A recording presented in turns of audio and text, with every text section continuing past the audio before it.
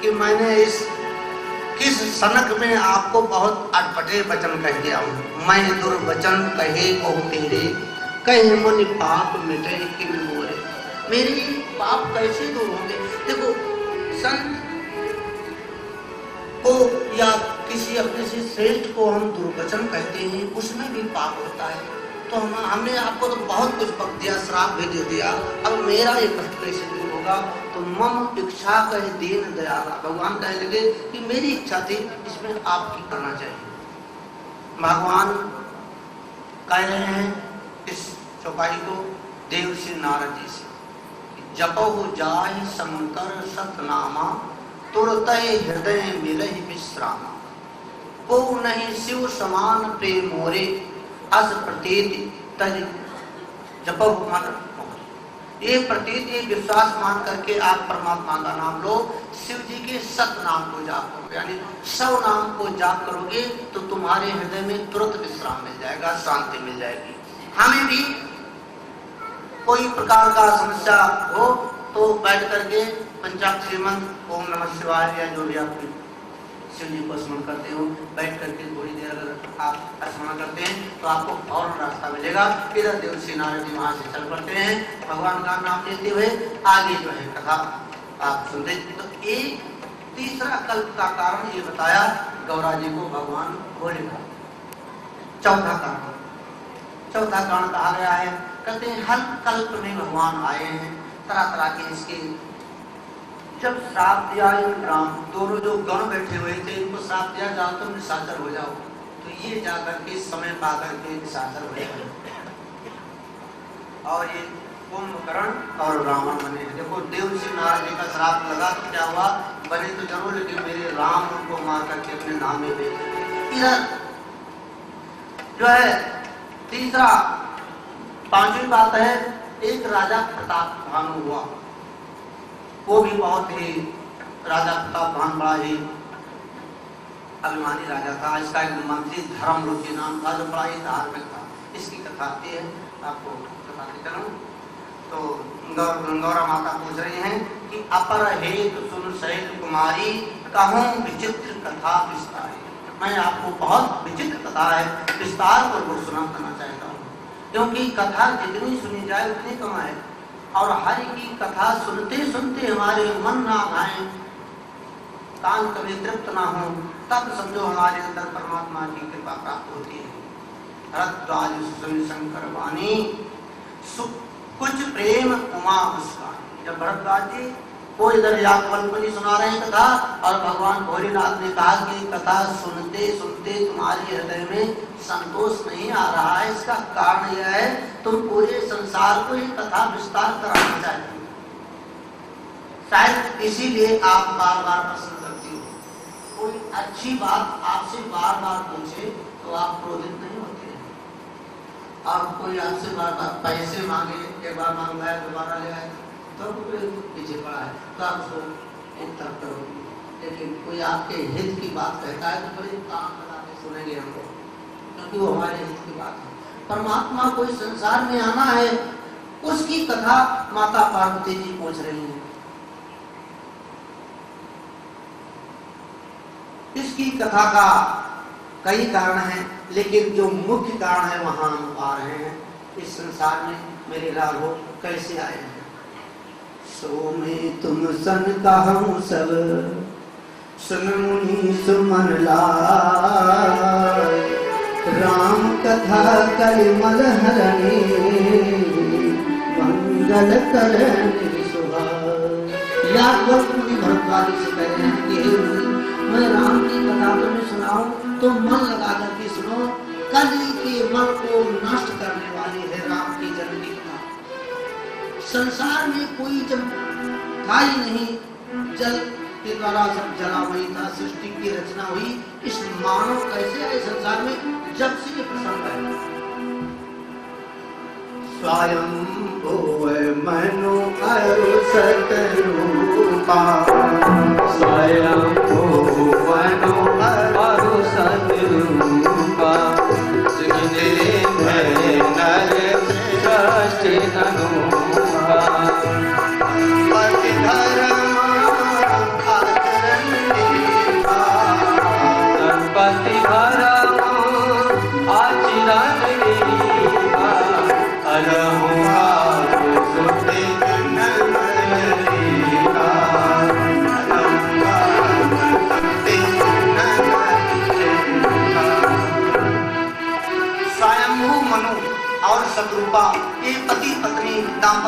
जोड़ा बड़ा ही सुंदर था। उनका यश आज संसार में फैला हुआ है। देखो मनु स्मृति एक शास्त्र है, आप उसको कभी पढ़ें तो आपके जीवन के बहुत से मार्ग में काम आने वाले सूत्र उसके अंदर आपको प्राप्त होंगे। तो मनु और इनकी पत्नी नाम था शत्रुपा, ये बड़े ही भोले और बहुत ही दयालु थे। इन्होंने ये दाम्पत्य जीवन धीरे धीरे जैसे उम्र बढ़ती गई तैसे तैसे इनके मन में वैराग्य उत्पन्न होते चला गया। बाबा गोस्वामी जी कहते हैं इनके लड़के कौन थे? नृपउत्तान पाद सुत जासु भजन भगत भयव सुत जासु। नृपउत्तान पाद सुत जासु हरि भगत भयव सुत जासु। नाम प्रियवताहि वेद पुराण सुत नाम प्रिय व्रतिताहि वेद पुराण इनके छोटे जो है का नाम था उत्तानपाद। देखो उत्तानपाद का की कथा जो है जानते हो, भागवत में इनके लड़के ध्रुव का इन्होंने 5 साल में भगवान को प्राप्त किया, कथा बड़ा विस्तार है। तो भगवान को प्राप्त करने का कोई समय नहीं होता है। बचपना में भी चाहे तो प्राणी परमात्मा की भक्ति प्राप्त कर सकता है। और हम लोग चाहते हैं कि अभी हमारी भक्ति का समय नहीं है, अपने कार्य में लगे रहो। जब धीरे धीरे अवस्था ढलेगी तब हम परमात्मा के चिंतन में लगेंगे। लेकिन बंधुओं इस समय किसी का इंतजार नहीं करता है, तो हम जितना जल्दी हो सके परमात्मा का आचरण करके और उस अमूल्य शक्ति अमूल्य भक्ति को प्राप्त करके अपने जीवन को सार्थक करें। इन्होंने सांख्य शास्त्र की रचना किया है आगे चलकर और तत्व ज्ञान का विचार किया है इनके भाइयों ने। ते ही मनोराज कीन बहु काला प्रभु आयस विधि पाला।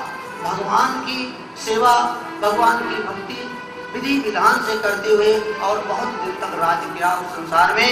लेकिन होई न विषय विराग पुनि भवन बसत भे चौथ पन हृदय बहुत दुख लाग जन्म गयो हरि भक्त। अंत में इनके मन में ठेस पहुंची। हमें अगर कभी ठेस पहुंच जाए अपने जीवन की गलती का तब हमारा जीवन सार्थक होता है। उम्र हो गई इनकी 80 वर्ष की। देखो अब तो जीवन बना होता नहीं है कि हम अभी भी इन विषय विराग में फंसे पड़े हैं और भगवान की भक्ति के बिना मेरा जीवन चला गया। अब हमको ये घर त्याग देना चाहिए, समय के अनुसार कार्य करते रहना चाहिए। जैसे 50-60 साल की उम्र हो जाए तो धीरे धीरे गृहस्थ का साथ कार्यभार जो है बच्चों पे डालकर और स्वयं एक तरफ हो जाना चाहिए। अगर उसमें आप पड़े रहेंगे तो आपका मान सम्मान भी नहीं होगा और आपकी कोई सलाह लेगा भी नहीं। आप तो देते रहेंगे लेकिन वो लेना नहीं चाहता है। जो लेने वाला ना हो तो देने का कोई फायदा नहीं है।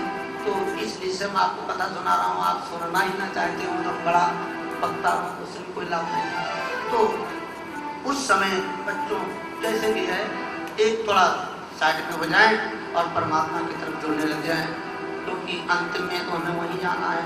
यहाँ पर बाबा गोस्वामी जी कह रहे हैं बरबस राज सुतहि तब दीना नारी समेत गवन बन कीना।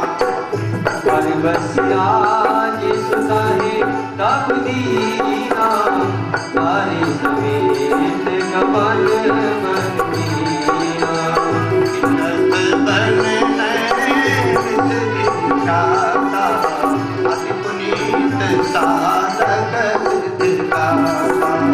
तीरथ बलि ने विष विख्याता अति पुनीत साधक सिद्धिदाता। इस प्रकार बरबस का अर्थ होता है जबरदस्ती। इसका जबरदस्ती अपने बेटे को राजपाल सौंप दिया और स्वयं पति पत्नी वन की तरफ से भाग गए। वृद्धावस्था जब आ गई कि अब झमेड़े से हट जाओ। बरबस राज सुते तब दीना नारी समेत गवन बन गई। पहले जंगल में चले जाते थे, अब वो समय है नहीं। हम आप सबको ये नहीं कहना चाहूँगा बच्चों की शादी हो गई, बाल बच्चे हो गए तो आप उनको सब करके यहाँ से इलाका छोड़ के चले जाओ, ऐसा नहीं कहना चाहूँगा। आप रहो, ज़्यादा उनके काज में इंटरफेरेंस मत करो, अपने एक तरफ रहन सहन बनाओ और परमात्मा का चिंतन करो, रामायण का पारायण करो, तो आपके जीवन में किसी प्रकार की कोई दुविधा नहीं आएगी और आपका जीवन बड़े सुखमय जाएगा। राम नाम जो है एक संसार में सार है, बाकी तो कुछ भी नहीं। आप सब जानते हो, जो कथा हम लोग सुनते हैं, अंत में जितने वक्ता होते हैं, जब कथा विराम को जाती है ना, तो क्या उसका सार बता के जाते हैं। जैसे आपने भागवत सुना, कृष्ण नाम ही है भाई, राम कथा सुन लो, राम नाम ही सब परमात्मा एक ही है, इसमें किसी प्रकार भेदभाव नहीं। तो तरह तरह के तीर्थ इनको प्राप्त हो रहे हैं। जंगल में जब जा रहे हैं तो तीर्थ जैसे, और पैदल जा रहे हैं, पैदल चल करके तीर्थ यात्रा करने से जानते हो क्या फल है। आप लोग परिक्रमा करते हो वृंदावन में 84 कोस की, किसी को बीमार रहता हो, काफी दिन से ठीक ना हो रहा हो, तो कोई महात्मा आपको बतला दे, जाओ वृंदावन की 84 कोस की परिक्रमा करो और हर दूसरे महीने में तीसरे महीने में करो, और जब आपका 11 परिक्रमा होगा तो आप ठीक हो जाओगे। इसका एक कारण ये भी समझो, आप चल रहे हो कहाँ पर, भगवान राम की डगर पे, और जब परमात्मा की डगर पे आप चल रहे हैं तो आपको संभालना उनके हाथ में हो जाता है, वो आपको ठीक कर देंगे। कि इसमें किसी प्रकार का सोच करने की आवश्यकता नहीं है। तो तरह तरह के तीर्थ आ रहे हैं, उन पे पैदल चलते हुए, पैर में पगुतरी नहीं है, कांटे चुभ रहे हैं, और एक राजा रानी महलों को त्याग करके जा रहे हैं। कौन है ये? भगवान राम के पूर्वज हैं। देखो राम इस संसार में आए हैं, कहाँ कहाँ से आए हैं, सबका नाम भी आपसे कोई पूछ लिया आपके परदादा का क्या नाम है, नहीं बता सकते। जब तक हम उनका नाम नहीं याद रखेंगे तो उनके नाम से पितरों को संकल्प क्या देंगे।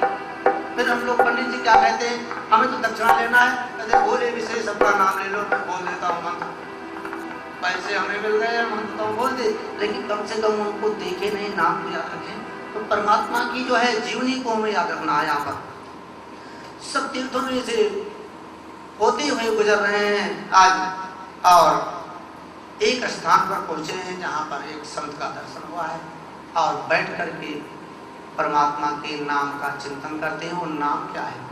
12 अक्षर मंत्र पुण्य। 12 अक्षर तो आप लोग जानते हो, ओम नमो भगवते वासुदेवाय, बड़ा ही अच्छा मंत्र है। जपने सहित अनुराग, बड़े ही अनुराग के साथ उसका बैठ करके दोनों और एक पैर के ऊपर खड़े हो गए हैं।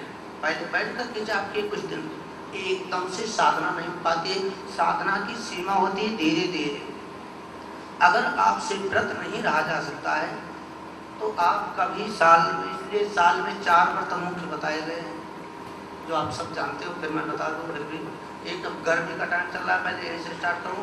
निर्जला एकादशी आती है, कहते हैं निर्जला एकादशी का व्रत क्यों कराते हैं, इस समय तो पानी की ज़्यादा प्यास लगती है, तो ये पानी वाला व्रत जो है ठंडी में भी रखा जा सकता था, लेकिन गर्मी के समय में हम प्रकृति के अनुसार हमारे अंदर की जो जठराग्नि होती है वो मंद पड़ जाती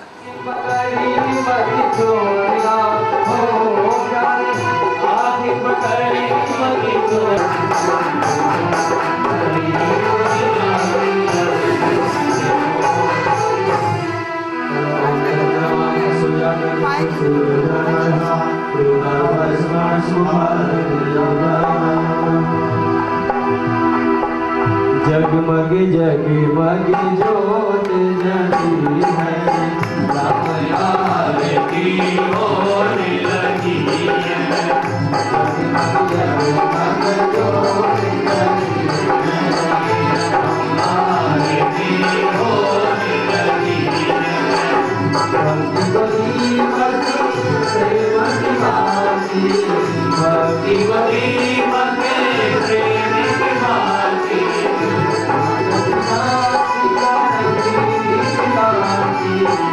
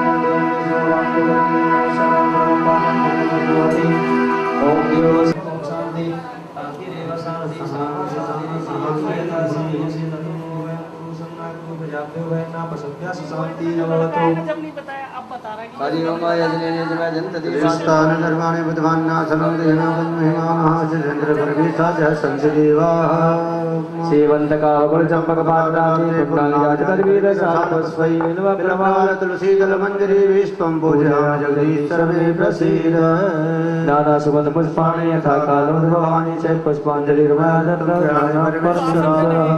पुष्पांजलि अर्पण करूं ग्रहण करो महाराज कृपा दृष्टि अब राखे हो मेरी शरण पड़े इदं पुष्पांजलि समर्पयामि।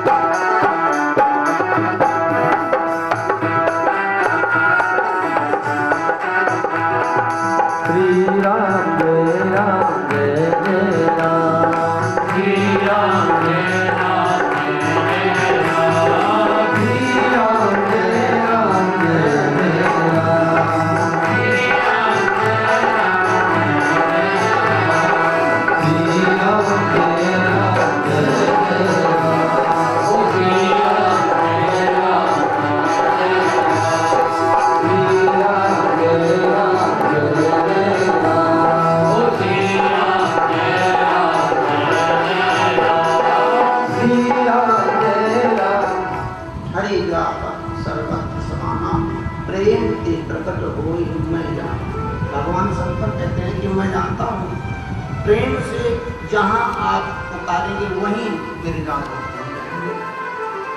हम अपना धीरे धीरे बालक जन्म लेता है, देखो हम भगवान की कथा अपने ऊपर लेते चले, कुछ समय में बच्चा धीरे धीरे बढ़ता चला जाता है।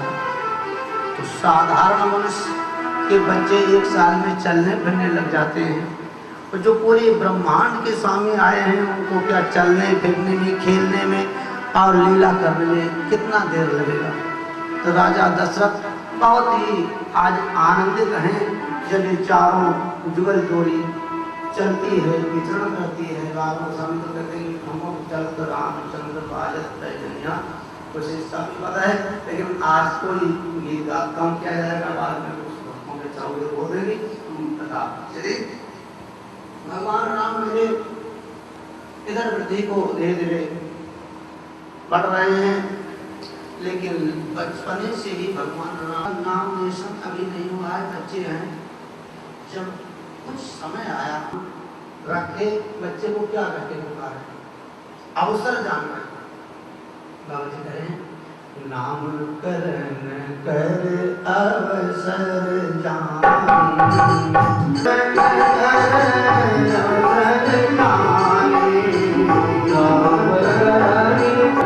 Hare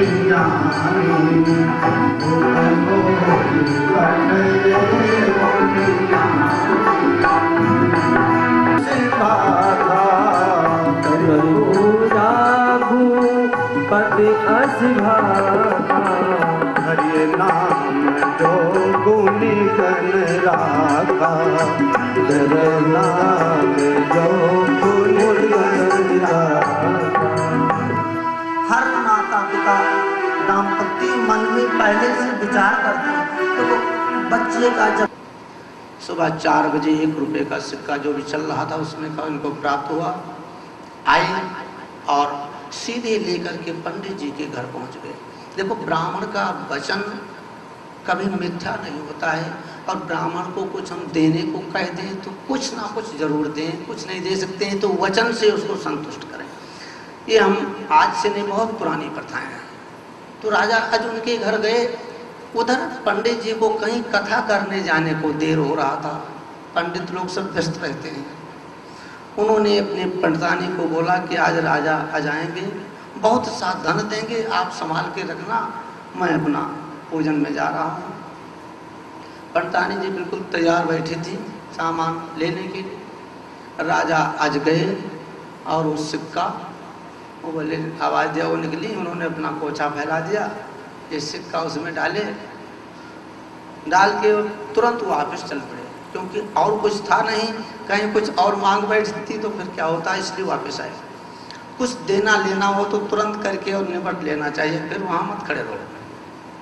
किसी के यहाँ कुछ कार्य के लिए जाओ, काम समापन हो जाए फौरन वापस चले आओ, या अपना जैसे भी टाइम देके ज़्यादा फिर रुकना ठीक नहीं होता है। महाराजा आज वापस हो गए। पंडितानी ने देखा कि कोचे में 1 टका पटक गए हैं, तो मारे गुस्सा के उसने उठा के फेंक दिया कि इसमें हमारा क्या होगा, ये भी बड़े दानी बनते थे और मैं बड़ी कल से इंतजार कर रही हूँ, 1 टका लाए हैं। उस सिक्का को फेंक दिया और अपने काम में लग गई। उधर पंडित जी महाराज कथा करके घर आए, वो भी इंतजार में थे कि अब कथा में तो इतना धन मिला नहीं है, घर में बहुत कुछ मिला है। पूछा गया कि क्या महाराज जी दे के गए हैं? बोली तुम्हारे महाराज जी होंगे, हमारे लिए तो वो कुछ भी नहीं कुछ तो दे के गए होंगे। जब आग्रह किया, बोले हाँ 1 टका दे के गए थे, मालूम नहीं 54 थी कि 58 थी, मैं तो गुस्से में फेंक आई। ये तो बड़ा अनर्थ तुमने किया, किस जगह पे वो टका फेंकी हो? महाराज जी को ले गई और जहाँ फेंकी थी उसको खोदने लगी, तो जितना खोदते हैं वो सिक्का नीचे जाता था, तब तक 10 कहते हैं 10 फुट तक नीचे खोदा गया तो सिक्का प्राप्त हुआ। उसके नीचे एक रथ मिला और रथ में एक बालक बैठा हुआ था, 10 साल की उम्र थी और रथ पे बैठा हुआ था, इसलिए उस बालक का नाम दशरथ रखा गया।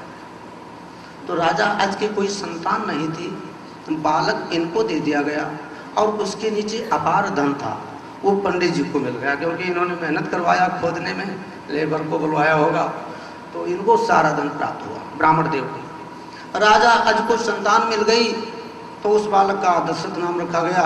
वहाँ पर कैसे रखे गए, कैसे हो, इसकी भी कथा है बहुत बड़ी, तो कभी मौका होगा तो फिर भगवान की इच्छा होगी तो ये कथा भी सुनाएंगे। इस प्रकार मेरे रागों की उत्पत्ति की कथा बड़ी अपार है, अनेकों ग्रंथों में तरह तरह की दी गई है। हरि अनंत, हरि कथा अनंता।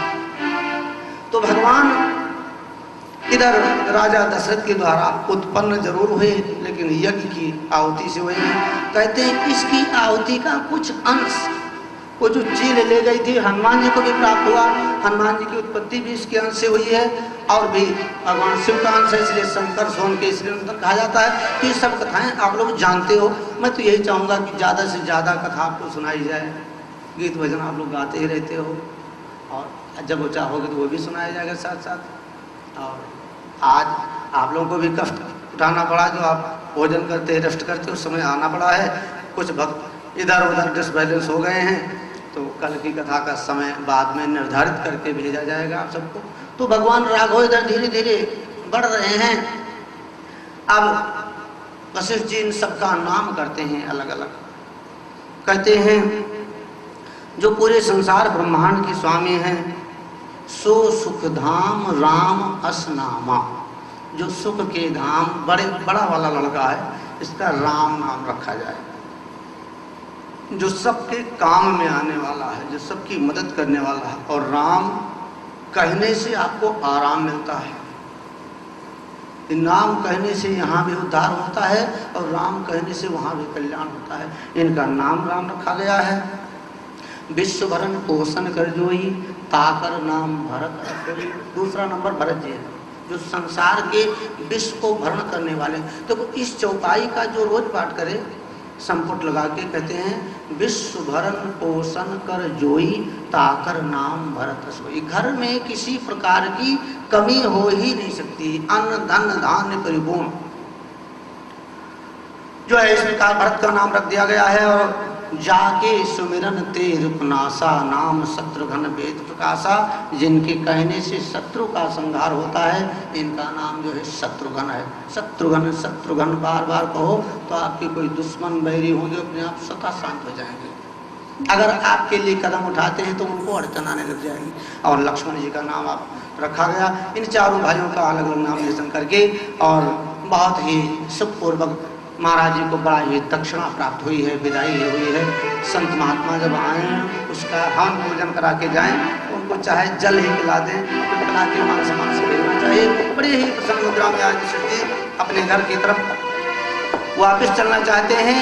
लक्षण धाम राम प्रिय सकल जगत आधार, गुरु वशिष्ठ तही राखा, लक्ष्मण नाम उदार। देखो लक्ष्मण का नाम सबसे बाद में रखा गया, क्योंकि लक्ष्मण जी भगवान के साथ हमेशा रहेंगे। ये शेष के अवतार हैं, जहाँ शेष हैं वहीं पर विष्णु हैं। इनका साथ कभी अलग नहीं हो सकता है, लेकिन इनको बाद में किया गया है। हम कभी हमारे घर में कोई आयोजन हो तो हम अपने को सबसे बाद में रखें, दूसरे को आगे रखें, कभी भी अपने को श्रेय मत दें। धरे नाम गुरु हृदय विचारे, हरे नाम गुरु हृदय विचारे, विदता तो निपतव सुत चारे, तब सुध चारे। मुनि धन जन सर बस शिव प्राणा, मुनि जन धन सर बस शिव प्राणा, काल के रसित सुख माना, काल के रित नव सुख माना। वशिष्ठ जी ने बड़े हृदय से विचार करके सबका नाम रखा। देखो रा, भा, ला और सा, 4 अक्षर से नाम रखा है। अक्षर का विशेष महत्व होता है। वैसे तो 12 राशि होती है, सब बढ़िया होता है, मैं ऐसा नहीं कहूँगा। बहुत विधिवत नाम रोशन हुआ परमात्मा का। जो संसार के स्वामी हैं उनका नाम रख करके अपने घर की तरफ प्रस्थान करते हैं। मैं आपसे कुछ मांगने आया हूँ, मैं जांचन आया हूँ। राजा दशरथ कहने लगे क्या चाह रहे हो? आपको जो है असुर सता रहे हैं, मैं चलूँ आपकी मदद में या सेना भेज दूँ? सेना भेजना ठीक नहीं, मैं साथ चल रहा हूँ।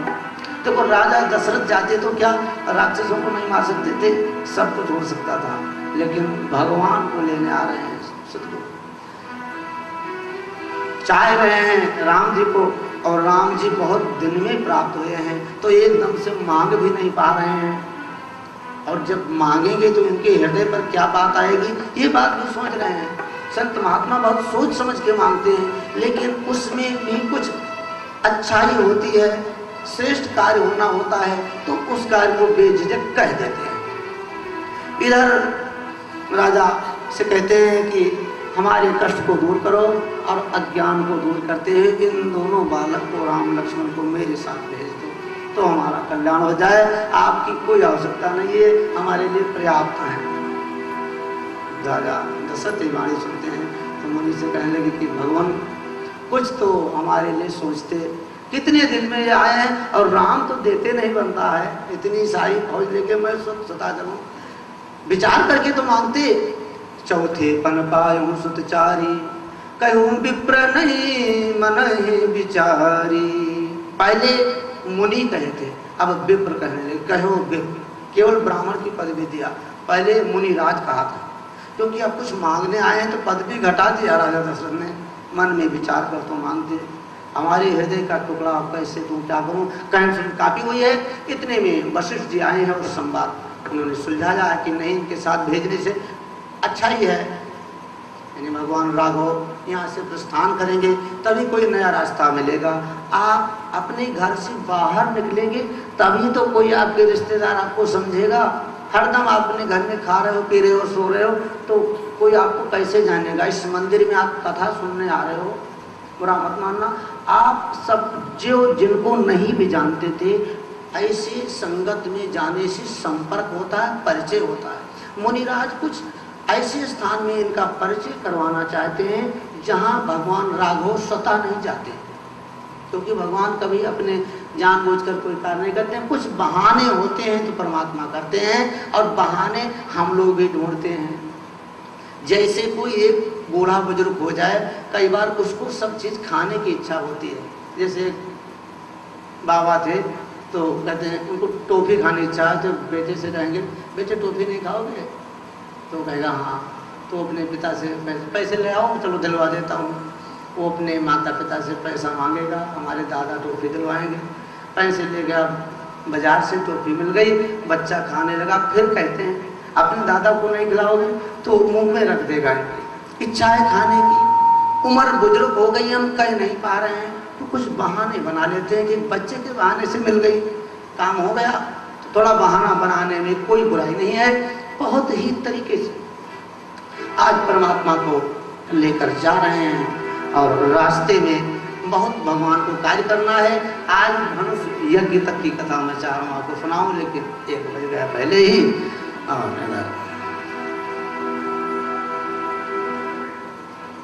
भजन भी बोला जाएगा। प्रभु नारायण आज जा रहे हैं और रास्ते में क्या हुआ है, जब स्टार्टिंग यहाँ हुई है, एक ताड़का नाम की राक्षसी थी, बहुत ही विकराल। सबसे पहले विश्वामित्र को देखी और टूट पड़ी। इनको मारने के लिए मेरे राघव ने एक तीर छोटा सा निकाला, एक ही बाण प्राण हर लीना, दीन जानते ही निज पद दीना। एक ही बाण में वो गिरी तरह आई, लेकिन परमात्मा ने सोचा ये स्त्री है, इसको दुख मिले नहीं, इसको सीधा बैकुंठ धाम भेज दिया भगवान ने। भगवान के हाथ से जिन राक्षसों का मरण होता है सब मुक्त होते जा रहे हैं। क्यों? उधर जय विजय का श्राप था 3 जन्म का। जब भगवान राम मारे गए तब उद्धार होगा, तो इन सब पूरी मंडली को इनको उद्धार करना है। इनका उद्धार करके और फिर आगे चलते हैं। रास्ते में मुनिराज इनको एक मंत्र देते हैं। वो मंत्र कौन सा है? जिससे भूख और प्यास कम लगे। तो बच्चे बार बार, छोटे बच्चे हैं तो इनको महात्मा, उनको कोई बेटा नहीं, तो बच्चा कहाँ जगह जगह पानी ढूंढेगा, उसका इलाज पहले ही कर दिया मेरे गुरुदेव ने। तब श्रीनाथ विद्या निधि कहूँ विद्या दीनी, जो विद्या की खजाना है, फिर उनको सब विद्याओं को प्राप्त कराया। यंत्र मंत्र तंत्र। देखो यंत्र होता है जो हम धारण करते हैं गले में, हाथ में। मंत्र होता है जो हम जाप करते हैं, और तंत्र होता है क्रिया, जिसको आप टोटके कहते हो।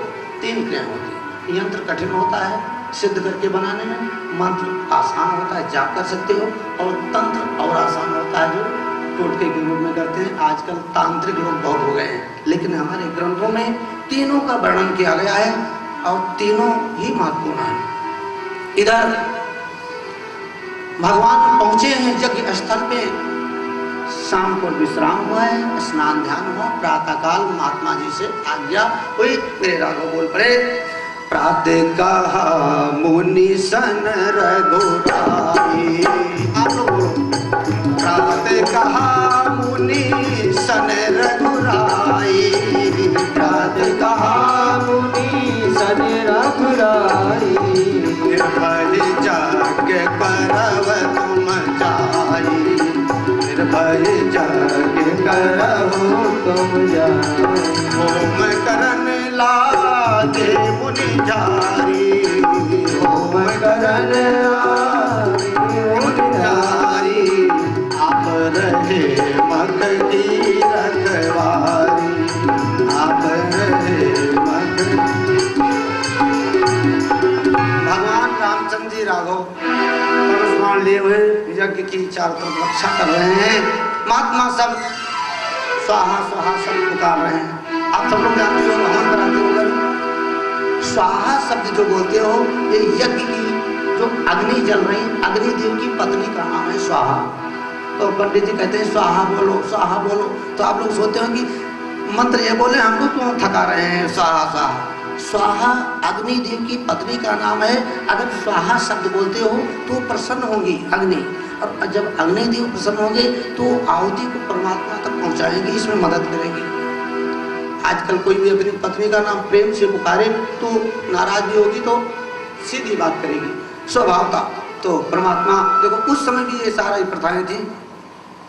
कुछ दिन जो है भगवान वहां पर थे, इतने में बड़ा ही संतों का एक द्रोही था मारीच, वो भी आया जग में बाधा डालने के लिए। तो मारीच को भगवान ने एक दूब की घास का तीर बनाया और मारा तो 7 समुद्र के उस पार गिरा जाए, क्योंकि उससे भी काम लेना है। चाहते थे उसको मार सकते थे, मारा नहीं मारीच को, उसको दूर फेंका जाके। और यज्ञ इधर सब हो रही है विधि विधान से, किसी प्रकार का कोई व्यवधान नहीं है।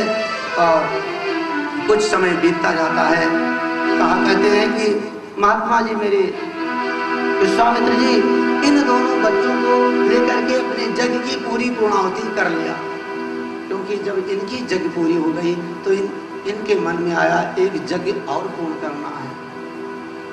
भगवान से निवेदित किया। मेरे परमात्मा बोले क्या है?